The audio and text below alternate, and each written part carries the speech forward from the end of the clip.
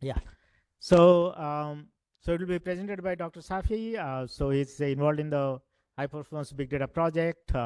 He was a Fulbright visiting scholar at MIT, where he worked on the award-winning Silk technology. He received his PhD in computer science from the University of Portsmouth, UK in 2006.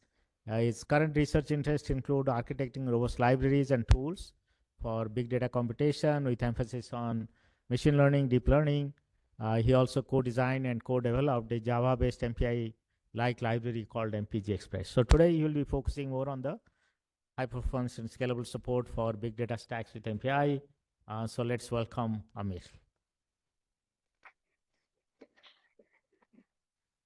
Thank you, Dr. Panda, for the kind introduction. So today I'll be talking about the big data stacks that we got to work with MWAPitch. And I'm Aamir Shafi, but Kenan Alatar and Jinghan Yao, who are graduate students in the lab, have contributed significantly to this project. So here is the outline. I'll just say a few motivating words about big data analytics, why this is an important workload, and then we'll jump right into what we call MPI for Spark and MPI for Dask. So these are two Spark and Dask versions that are essentially powered by the MWAPitch software. I'll also present some performance numbers, and then I have some demo hands-on exercises I'll with MPI for Dask, and I'll just briefly show, and towards the end I'll conclude and summarize.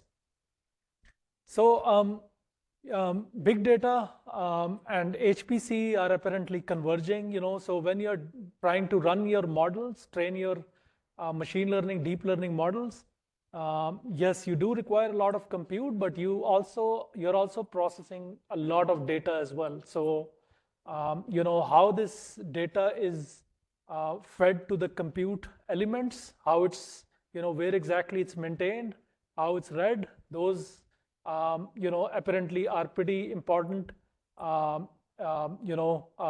characteristics of the full pipeline. So in this context, as I said earlier, Dask and Spark, these are two popular big data processing frameworks. And this is also sometimes called data science. So this cartoon here, this is a project called Data Nami, and they basically keep track of how much data are we producing, every year. So they have recently their 11th series came out, and they informed us that as of November 2023, the internet reaches around 64% of the population and now represents 5.2 billion people. They also maintain statistics like these, like every single minute of the day, for example, how much tweets are being sent. So for example, there have been, if you look at the top there, around 360K tweets. If we talk about Google, almost 6.3 million searches. For millennials like me, WhatsApp, for example, 41.6 million messages. And then if you're into Chat GPT, so for example, around 7,000 prompts. So that's basically a lot of data that's being generated every single minute of the day. So again, as I said earlier, if we are doing MLDL workloads, I think one of the lesser explored feature of that full pipeline is how fast do we read data, how fast do we bring data to the compute elements like GPUs. So in that context, this big data or data science is also playing an important role in the modern workloads like LLM training and inference. So with this now, I'll move towards MPI for Spark, initially followed by MPI for Dask. So Spark, as we know, is an in-memory data processing framework. So this is basically precursors to Apache Spark were Apache Hadoop software. It had this overhead where iterative machine learning jobs were not possible, but Spark essentially solves that problem. It's basically implemented using Scala programming language. It also works with different schedulers like Yarn and Mesos. And today, if you're doing any big data processing, this is considered one of the popular frameworks out there. So it supports things like batch processing, streaming, SQL, graph, and MLDR workloads. When you're trying to run, let's say, Spark jobs or big data jobs on HPC systems or multiple, on, let's say, systems with multiple nodes, the overall processing becomes really compute intensive. And by default, if you today go and download Spark, it only provides you, sockets-based communication. So which obviously is not ideal. So we saw this opportunity, and we implemented what we call MPI for Spark.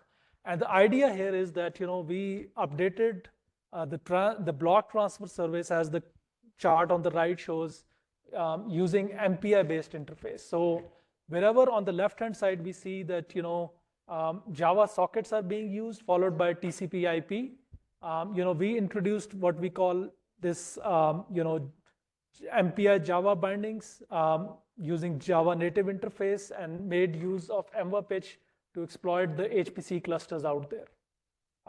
Again, the overall goal is to optimize the communication phase or the shuffle phase of Spark ecosystem. So if you're aware of work coming out of our lab, which most of you are, so RDMA Spark, which is the chart on the right-hand side, this already exists. This software has been around for a while. I'm talking about this guy. So RDMA Spark, this is implemented on top of verbs directly. So this is a library coming out of our lab called UCR, Unified Communication Runtime. So this thing has already existed. It's been there for the last 5-6 years. But the problem with this is that whenever a new network comes in, we need to go back and update UCR to support that new network. On the other side, in our lab, we are working aggressively on MWPitch and bringing support of multiple interconnects into MWPitch 2. So if we can somehow make our Spark ecosystem work on top of MWPitch, then we don't, at the Spark level, we don't have to worry about the underlying network, and we can just simply use MWPitch and optimize the performance on any HPC system out there. So this was basically the overarching goal of this particular project. So another interesting thing that we had to do for implementing this is, so MPI has a relatively lesser used feature called dynamic process management, right? So basically we start 1,000 processes, and let's say there is a failure, or let's say there is a need to, let's say, spawn new processes. So DPM, dynamic process management, would essentially allow that.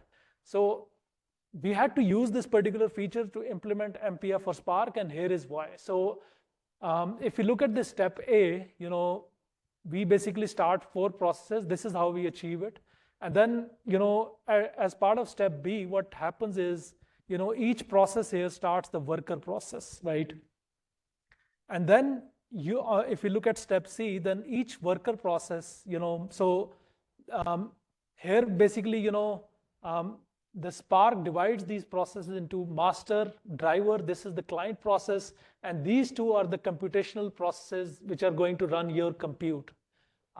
But if you run your compute in this single process, and let's say if that process fails for some reason, then the whole execution or the computation comes down. So the way Spark handles this is that this worker A starts an additional process which is called executor, and now your user process is being executed inside this process. So if this guy fails, that worker process is still alive. So we still have control over the compute node.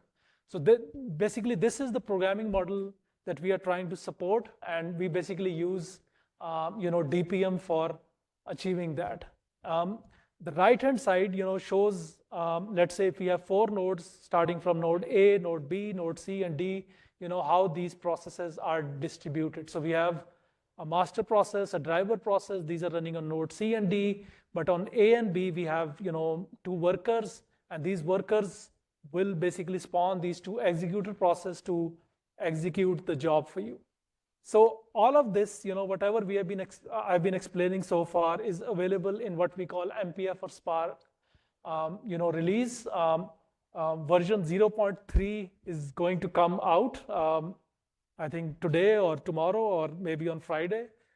This will be based on Apache Spark 3.3 version, and the latest thing that we have implemented in this release is that now we support MPI for Spark package now works on top of MVPitch 4.0 series. So moving on, I'll now start introduce MPI for Dask. So Dask, just like Spark, is a popular task-based distributed computing framework.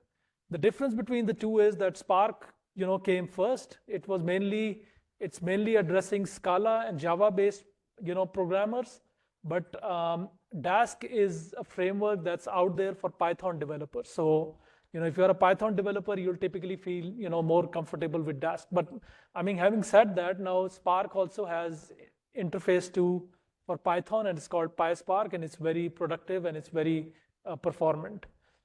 So the most relevant bit for us is this Dask distributed library. This basically allows running your big data jobs in a parallel and distributed way. So before we started touching Dask distributed, it had two communication devices, TCP and another one based on UCX. So I'll show you some numbers comparing with TCP and UCX and how the MPI version is performing compared to these. So with MPI for Dask, what we basically did was we designed and implemented an MPI-based communication backend for it.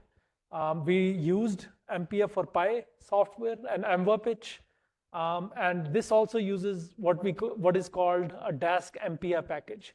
Dask MPI is just there to bootstrap the execution of Dask programs, but MPI for Dask basically uses MPI-based communication for big data processing on a cluster of workstations. So here is the execution model. So just like Spark, there is a central scheduler. All the worker processes, they connect to the central scheduler, and then the scheduler, a client comes and connects to the scheduler and asks the scheduler to perform some job for you. So what we are targeting here is the communication between the workers, because that's the most communication intensive part of the overall execution when we are running this on the HPC part. Here is a stack view of the Dask architecture. So if you look at this middle box here, which is called distributed, this is, I think, where is the whole action is. This provides us the notion of schedulers, workers, clients, and this is where the communication layers are. The already existing communication layers are TCP and UCX, and what we have done here is we have added MPI-based communication layer into the Dask distributed. So while doing this, as I mentioned earlier, we basically used we used Dask MPI package that already exists in the Dask ecosystem. This basically only allows us to bootstrap execution of Dask programs, but however, all the communication has been implemented using our package, MPI for Dask, that works on top of MVPitch. So there are typically, several ways to start Dask programs. You could manually start Dask programs, or there are, utility classes like local CUDA cluster, Slum cluster. So the ecosystem of Dask, it has tight integration with HPC job schedulers. So all of this, is encapsulated in a software that we call MPI for Dask 0.3. This was released back in Feb of 23. It's available from the HiBD website, and basically this is based on this particular Dask distributed version. So up next, I'll just give you some performance numbers. So I'll start with MPI for Dask. So this is the first set of numbers that I'd like to show. So this is weak scaling numbers with, OSU high BD benchmarks. So just like OMB, we also have a big data benchmark that we call OHB. And in this, we have group by and a sort by test. So on the left-hand side, we are using a test called group by. And then on the right-hand side, basically, typically we are sorting the data by keys, and that's basically a sort by test. So if we look at the left-hand side, first, which is the group by test, we have 3 data points here. So 8 workers, 16 workers, and 32 workers. So these are weak scaling results. So as we are increasing the number of workers, the problem size is not increasing. So basically, as you can see, using MPI, we are outperforming RDMA Spark as well as IP over IB, which is basically TCP in this particular case. We are doing around 4x better than TCP and around 2x better than RDMA Spark. And also we see similar trends for the sort by test. And this is using, so the next result here is, again, same thing, group by test. On the right-hand side, we have the sort by test. But the difference here is that now we are using the Yarn job scheduler to start our jobs. Again, similar performance trends. And the key here is that we are getting these better numbers because of optimizing the shuffle phase of the overall job execution. So these are some latest numbers with the MWAPitch 4 release. So again, sort by on the left-hand side, group by on the right-hand side. Again, around 4x better than regular Spark and around 2x better than RDMA Spark. So these are with different benchmarks. So these are Intel High Bench workloads. And in this particular case, we are only, so if you just look at the right-hand side figure, that's basically on Stampede 2, which has OmniPath network. So on that network, it's not possible to run RDMA Spark, so we are only comparing performance against vanilla Spark. So on average, for different types of workloads, these are application workloads, so we are doing around 1.4 or sometimes 1.5x better than competition, essentially. So moving on to MPI for DAS performance evaluation. So in this particular case, I'm showing you this CUDA UDF merge benchmark, and this was done on Cambridge Wilkes 3 system. So this system has AMD EPYC processor, and this has each node has 4 NVIDIA A100 GPUs with 80 gigabytes. So on the left-hand side, we see the execution time. X-axis again is the number of Dask workers, and there is one worker running on one GPU.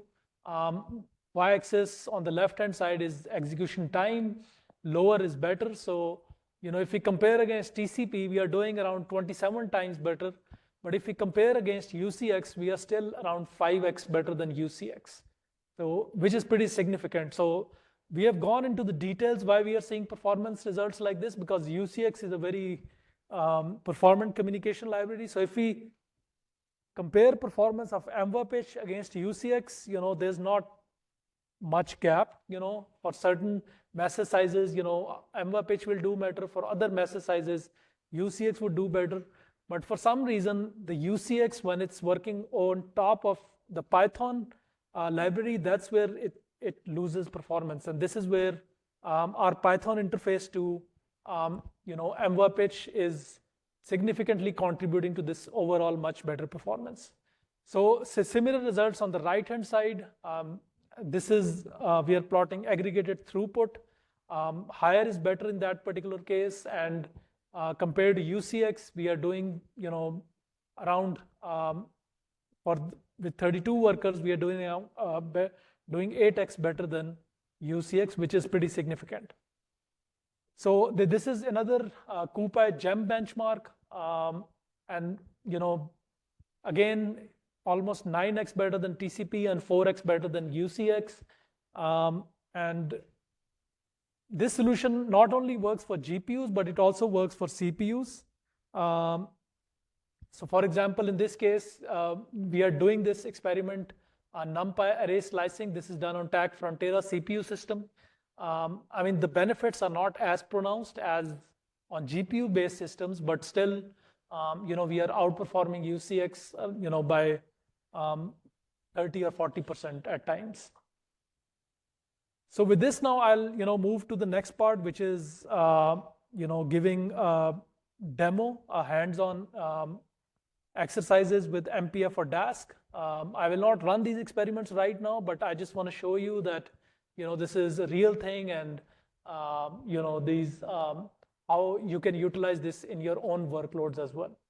So for this hands-on, so we actually recently did a tutorial at PERC, and we also have a tutorial at SC that where we go into the details of these experiments. So here are the objectives of this hands-on session. Basically, we want to show people how to run parallel and distributed data science applications using Dask on HPC systems. And then we also want to see, how to use multi-node GPUs for Dask-based applications. So we are going to do 3 tasks here. The first one is sum of Coupa array with its transpose. We'll just take a Coupa array. So Coupa is the GPU counterpart of NumPy. We just take a Coupa array, take its transpose, just do a sum, do it in a distributed and parallel way. So if you just think about it, this is a very communication-intensive workload. The second task that we are going to do is Coupa matrix multiplication.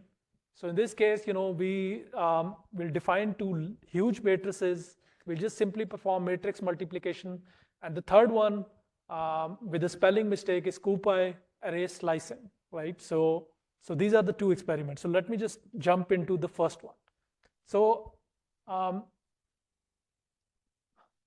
as you can see here, so we are in the first command with salloc.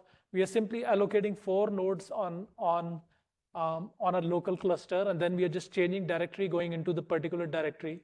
And then we have this run task script that we have written. We are passing it an argument. TCP, the possible arguments are TCP, UCX, or MPI. And then what happens is that once we run this script is going to go launch an MPI job, and it's basically going to launch 4 MPI processes, 0, 1, 2, and 3. Process 0 will become the Dask scheduler, 1 is going to become client, and then all the other processes will become workers. So 2 and 3 in this particular case, those are worker processes. So, and this is basically the expected outcome. So, this is what you'll see is we'll run the experiment, we'll repeat it 5 times. So iteration 0 is always higher, but we are completing this particular task using TCP as the communication backend in 1.7, then 1.68.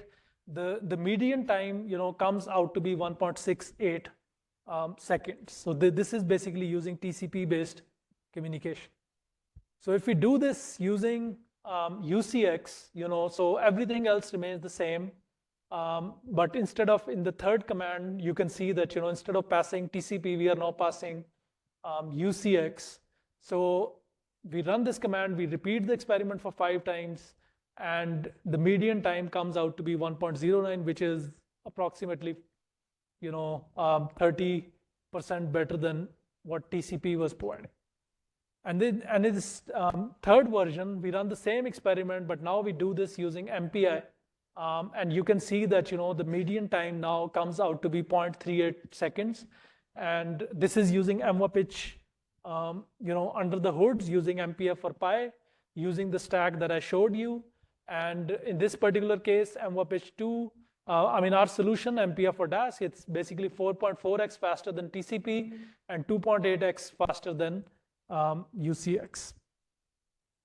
So if we do the same thing using, this is a different workload now. So this is Coupa matrix multiplication. Using TCP, the time comes out to be 3.22 seconds. We are again repeating the experiment 5 times. With UCX, we see some performance benefits. However, we do see best performance using MPI, and in this case, 2.5x better than TCP and 1.7x faster than UCX. So the third experiment, Coupa array slicing, the time with TCP, is 1.24 seconds. We do this experiment with UCX, it's 0.89. And when we do this with MPI, it comes out to be 0.40. So again, there are good benefits. So 3x faster than TCP and 2.2x faster than UCX. So if you attend our tutorial, at SC, we'll basically, you'll get a chance to run these experiments on our clusters. We'll, do a reservation, and you will. So please do attend if you're attending SC. So with this now, I'll move towards concluding my talk. So these are some of the related publications. So the first one is, the first two are essentially the Spark publications. The bottom two are Dask ones. So I'll start with the second paper here. So which is the OpenMPI, for example, which is another MPI library out there, already provides Java bindings. So as part of doing this work, we had to actually write Java bindings for the MWAPitch2 software. So we call that MWAPitch2J, and that software, those Java bindings, those are already available out there. And we didn't just do it for fun. We actually had a use case. We had to use Java bindings because the Spark ecosystem that's implemented in the Java programming language. Besides that, the HPC community has, obviously concerns about performance of Java programming language. Those are all valid concerns. So, and then the paper, the Spark meets MPI. This is basically this was published in IEEE Cluster 22. And this basically goes into a lot of detail about motivation, why we did this work, and basically goes into the design details of our work as well. The Dask work, MPI for Dask, this was published, the third paper here, this was published in 2021 CC Grid conference. So this basically goes into the design details of MPI for Dask work. So we also had another paper published in 2020 in HiPC that talks about implementing communication devices for Dask-based ecosystem. This work has not been released, but the first three papers, or the designs or prototypes, those have been released. So I would now go and summarize. So Apache Spark and Dask are two popular big data processing frameworks. They already have support for parallel and distributed computing, but they were not designed to run on HPC systems. They were designed to work on inexpensive hardware, which is meant to fail. Basically the whole idea was that the runtime of Dask and Spark, it would handle fault tolerance in the software level. So if these cheap hardware, if they do fail, the software would just keep running. But now I think it's different. We have HPC systems available. So people are trying to run these workloads. So there is now need to go and optimize the communication performance of these stacks.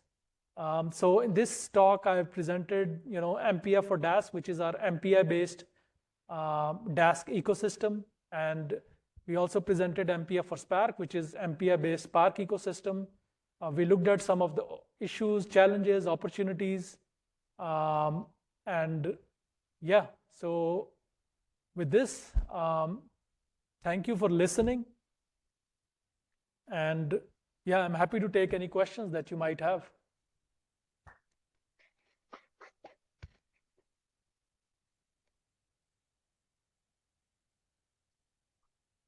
Yep, I think I finished 10 minutes earlier. Sure. I have a question. If Sure, there's no go other ahead. questions. Yes, please. So in the demo slides, you've shown like 3 examples for matrix multiplication, slicing, transposing. So these are like very global or universal operations, but also very primitive. So like, do you have any examples of end applications or like real world application where we see actual benefits with these designs? I mean, not at this time, but I think it's a call for collaboration. If there is any big data Dask-based applications out there that anybody in the community is using, so if there is something that exists, then we should be able to use MPI for Dask for that. So it should be drop-in replacement for whatever this application is using, and we should be able to use the stack that we have developed. But we don't have a real-world application at this time. Okay, thank you. Hi, we had a question from chat. Nice presentation. I understand performance gains with matrix multiplication is size independent, excuse me. I mean, matrix size, dimension, or order will not make any difference. Right, so it should not make any difference. Obviously, with different matrix sizes, it will have a different impact on how much data is being communicated. So if the dimensions are defined such that there is more communication, obviously it will lead to better performance gains. But yeah, it should be independent of that. But yeah, it will impact how much performance gains we get. Thanks.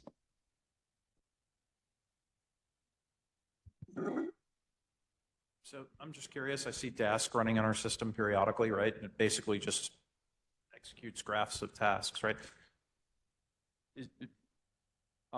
If you just ran these same tasks through a Slurm job with MPI, does Dask add any overhead, subtract any overhead? Would it be about the same?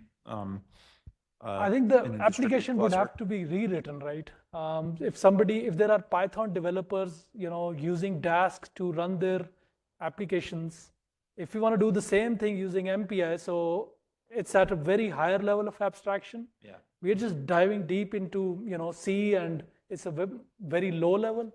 For example, if we are writing application in Dask, the application developers don't know communication. They have they're just dealing with high level graphs and compute. So I think it's just different level of abstraction of programming framework. Gotcha. But yeah, I mean, if there are real world applications that you see on your data center running, we'd be really interested to use MPI for Dask for optimizing that workload. Keep an eye out. Yep. We had another question from the chat. Great presentation. Does Dask also run on unified memory architecture? We have not tested it. I mean, I don't see a reason why it should not, but I mean, we don't have any data points for this yet.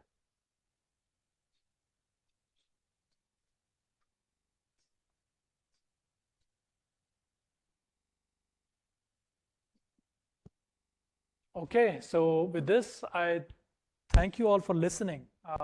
We'll move on to the next session then. Thank you.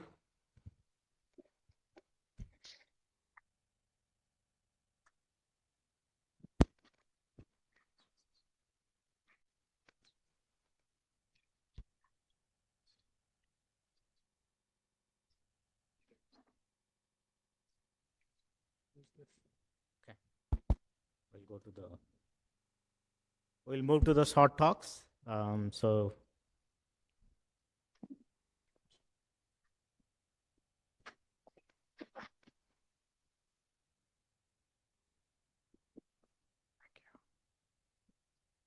Slowly.